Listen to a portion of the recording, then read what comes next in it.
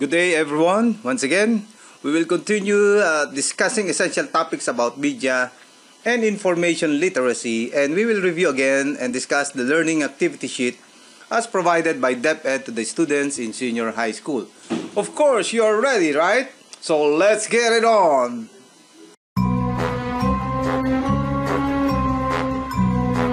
Welcome everyone to my channel. My name is Mon. Sir Mon. Our previous competency is to discuss the implication of media and information to an individual and the society. And our competency for this week is to describe the different dimensions of the following information vis-a-vis media. And that is text information, visual information, audio information, motion information, manipulative information, and multimedia information. Looks like a long discussion, okay? So, brace yourselves, class. This week, we will discuss lengthily the 6 different dimensions of information as mentioned in your LAS and their connection to media. Let us start with the first, text information and media. Well, people who live in a community are typically subjected to various types of text provided by different types of media. Seeing someone reading a newspaper or magazine is normal. An office personnel checking music or movie list, in their mobile phone, or a student reading his textbooks, or your LAS, for that matter, are individuals that continuously consume text data. As in the slides, we read announcements through messenger or text messages, right? Since this is something that everyone resorts to, indeed, there are multiple dimensions of text information there, and this lesson will concentrate on how text data and media are linked and how this idea can have a dramatic effect on almost anyone who absorbs it, at least for this particular topic, right? Or section. First, the meaning of the word text is important to understand. The word text is defined by Oxford Lexicon Dictionary as, and I quote, written or printed words, typically forming a connected piece of work. End of quote. Another definition says that it means, again I quote, a book or other written or printed work, regarded in terms of its content rather than its physical form. End of quote. In short, these are words which are used to create meanings, right? Without text, according to your LAS, okay, nothing can be understood. Although that's a debatable sentence, right? For instance, according again to your LAS, no matter how advanced a gadget is, if there is no manual or for instruction, it becomes worthless, or probably just say difficult, okay? And these statements can be debatable, so I would rather say with text messages, okay, messages or informations are understood easily, okay? So let's proceed. Merriam-Webster defines information as knowledge obtained from investigation, study, or instruction, right? So if these two terms are combined, text information is about interpreting words to generate knowledge. Again, this is a huge concept, but it will be specified in the context of media. Now, in the early years before the world was dominated by the media, the communities of individuals living in different places in the world were characterized by their distinctive use of terms that best reflected their customs and core values. So, yung itlog sa Bulacan, pagdating sa Pampanga, ebon na. Di wow. As the media began to dominate these cultures, however, literary terms steadily weakened as the vocabulary of the media moved in complete opposite. Eventually, a more modern approach provided by the media has characterized many cultures. Visuals increased as text usage decreased. And the more modern a culture is, the less text is used to convey messages. And during the time of consistent mechanical advancements, media and data messages have developed significantly. Okay? Previously, the tri-media, TV, print, and radio were the main methods for data writings. That that are being utilized, no? Early film banners were dependent on heavy writings, while magazines and newspapers were additionally determined by the extravagance of text writings, all to guarantee full comprehension among target audience. Okay? Nowadays, since the internet has become the most immediate source of information texts have evolved even more. The use of online trends like hashtags, like, and share buttons are now being integrated to communicate how these sources of information are updated. It is important, though, that these people adhere to the understanding of their audience. Otherwise, the media effort will cease to become effective. Okay? Now, let's take a look at text information and culture. Text information is consistently not intended to be taken literally. Yan. Wag daw tanggapin ng literal, no? Because people can readily make a conclusion on anything printed. Culture is a significant part in associating data with individuals. Multicultural literature, as you study in class, serves as a powerful tool that enables you, students, to gain a better understanding of both our own culture and that of other people. Students, therefore, develop greater cognitive skills as they learn to engage with and critically evaluate the text that they read. So whatever information, text data that you read, you have to, think and consider the culture of the person writing it. Okay? So, let's go now to the next information, and that is visual information. Okay? We move now to this next dimension, and people are normally visual. Yes. In fact, even babies, are normally visual.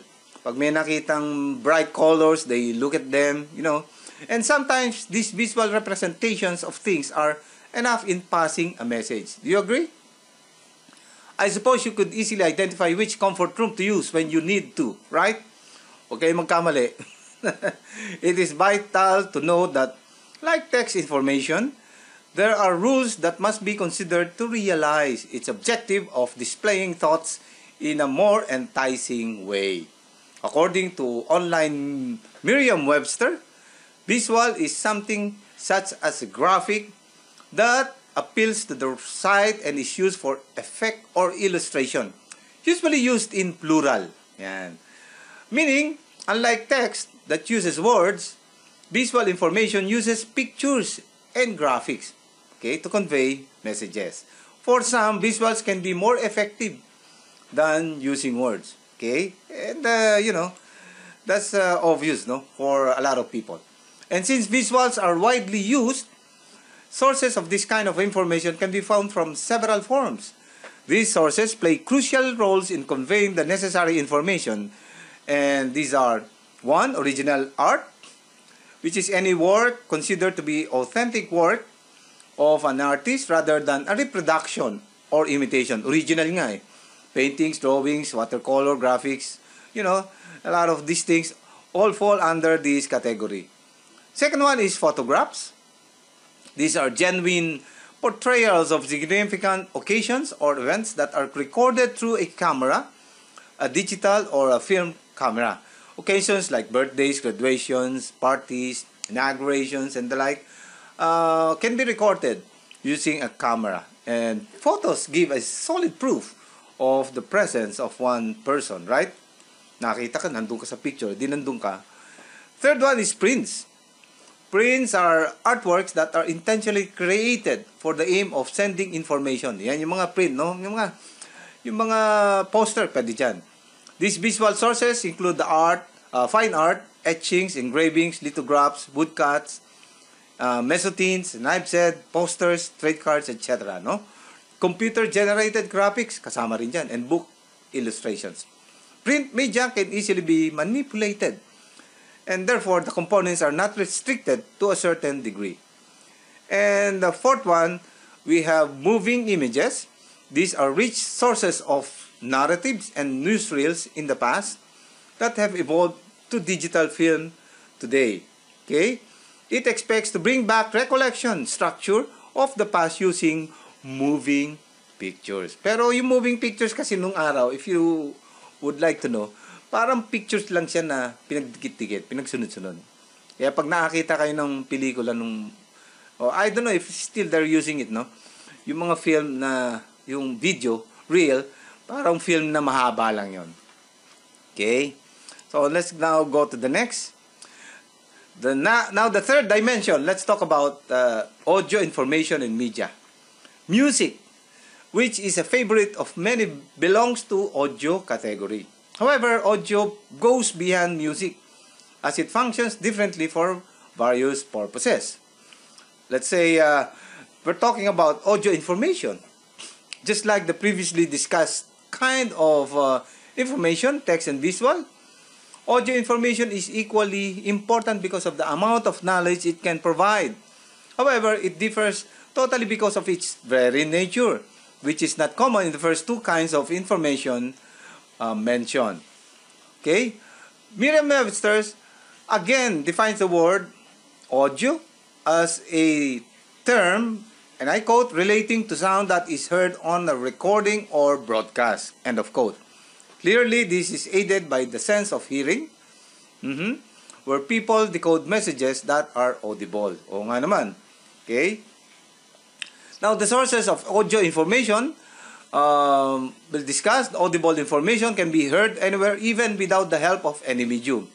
Like dog barks, conversations in the market, shouts of two people quarreling. Yan, madidinig mo yan. These are audio or audible information. But our lesson will focus on these different kinds of audio media information. Wala rin chismis. Tanggalin muna natin yan.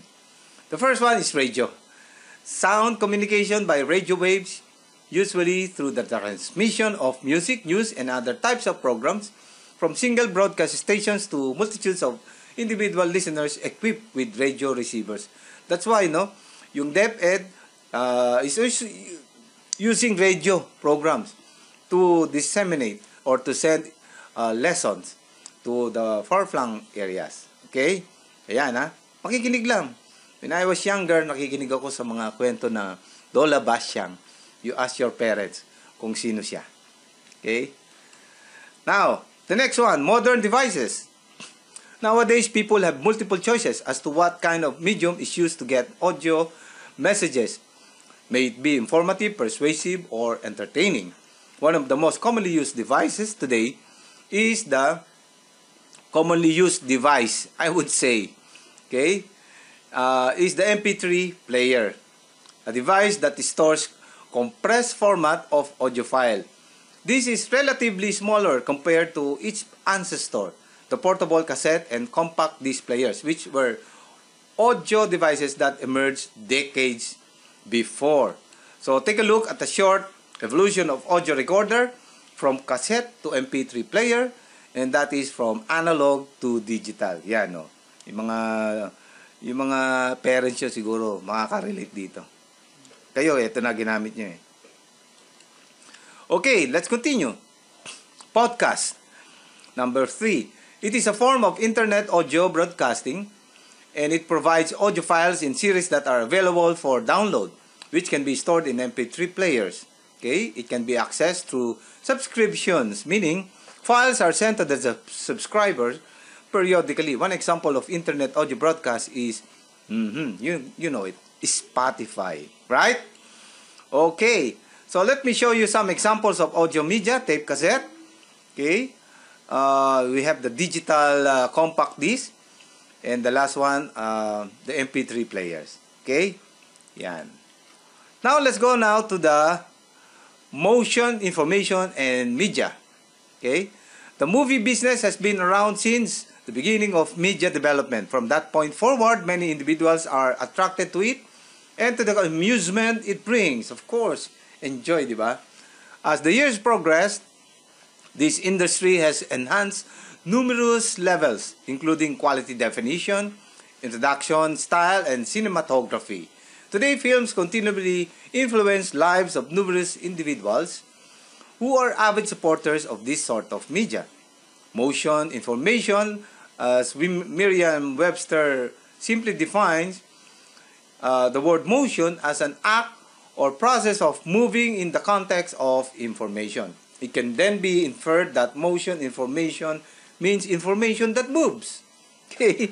The way you see it, it brings information, right?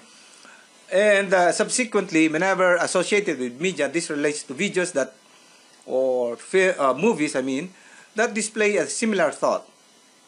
And these video recordings can likewise be related with audiovisual materials, blend of sound and visual components that are regularly utilized for different purposes. Okay? There you go. The sources of motion information include the following, but not limited to: number 1, motion graphics, blogs, and resources. Ito yung sa internet, may mga vloggers, papakita ng mga videos nila. Nandito ako ngayon sa palengke sa Pampang at maraming tao. Of course, yan. So, motion graphics, blogs. The next one is movie clips. Okay? Movie clips can be helpful, especially in setting examples that represents ideas. For example, meron kang papakita o how to bake. Yan. Pakita mo. Movie clips. Right? Short films. Now, short films run from 1 to 15 minutes that convey complete theme and idea. This is too short and cannot be considered a feature film. This can be used in synthesizing information during presentations, like what we are having in class. The one that you're watching right now on YouTube, my YouTube channel. Don't forget. Okay? Take note also that anyone can create their own original videos using their smartphones, right? Yakan-yakan. Bilis, no? Ayan, no? Oh, pwedeng mag-create ng video anytime. Oops. There you go. Okay. So, let's go back. So, why is motion information important? The use of this kind of information has a lot of advantages. The first one, it showcases complex ideas. Movement, information, video recordings, and movies can show complex thoughts in an engaging and alluring way. Of course, nakikita mo eh. Visual kasi tayo eh.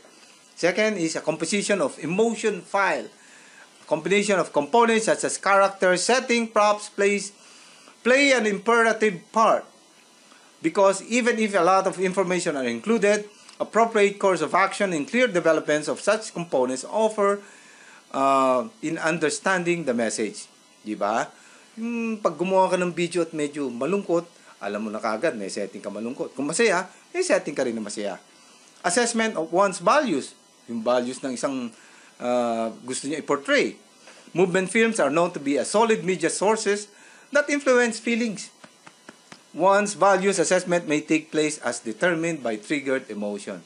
Di ba may napapanood kayo sa Facebook or YouTube, yung mga ano kaya ang gagawin kung ako siya? Yan. What will you do? Yan. And the fourth one, learners and culturally relevant events. Okay? Culturally relevant events pertain to the latest information, important events that happen within a community. This may update the previous knowledge. Okay? For example, a teacher of the 90s showing a video clip about Pluto, which was considered as a planet in the past. However, astronomy discovered today that it is not an official planet in our solar system. So, a video clip, can be very alluring in understanding our solar planets, solar system. Okay, what I mean. Okay, let's go now to the media manipulation and media, or manipulative information, and media. Manipulation is changing by artful means or unfair means to serve one's purpose. May kanya-kanyang purposes, di ba? And media manipulations are created to appeal to the emotions or to advertise a product appealing to the audience. As an example, pictures are manipulated through editing software such as Photoshop to show them convincing to the target audience. Mga magagaling sa Photoshop dyan, ha? When Typhoon Yolanda devastated Leyte, pictures of hungry, weather-beaten, homeless children and families were appealing to help or appealing for help. Nakakuha naman ng tulong, right? And sympathy arose and assistance from local and international organizations arrived in that region. You can also easily spot media manipulations in fake news or blogs, thus making it essential to do really fact-checking. That's important, class. Okay? Let's continue. Advertising is another area where media manipulation occur. And the following techniques in advertising are used by media people to market their products. Of course, the first one is endorsement or testimonials. Gumamit ng isang artista, yan. In-endorse niya ang pampakinis ng mukha. Scientific or statistical claim, yan. The advertisement of Michael B. Yan, ha. Commercial. Yung sinabi niyang dishwashing liquid, ang dami daw na naugasan. Example lang yan. Card stacking. This is usually done with detergent products which compares with the brand X product. Yan yung mga comparison na videos or commercials, no? So you can say that, or the person in the video would say that brand X can only clean so much, pero ito can remove 99.9% of dirt. This can be done with cleanser item which compares with the brand X item. Okay, even government uses manipulation in street signs mode. Okay, would you believe that? For example, okay, may mga signages yan, no? Bawal tumawid, may namatay na dito. Well, malay mo. Sige, pagka may nabasa ang gano'n, when you read something like that, you tend to think twice before you cross, okay? And other resources define manipulative information in media as interactive media, okay? And interactive media allows people to connect with others, whether that's people or organization, making them active participants in the media that they consume. Pwede itong nagko-comment ka, okay? Sumasagot ka sa mga vlogs nila, okay? So, konti na lang. Multimedia information and media. Before, people can only access the printed news, okay, through printed newspaper. Now, people can have the convenience of accessing the news through the web. This is beneficial because news can now be paperless. The radio and TV, though, remain important media of information accessible to all levels of society. Pero kung may internet ka, edi wow, okay? News can now be accessed hourly through different radio broadcasts.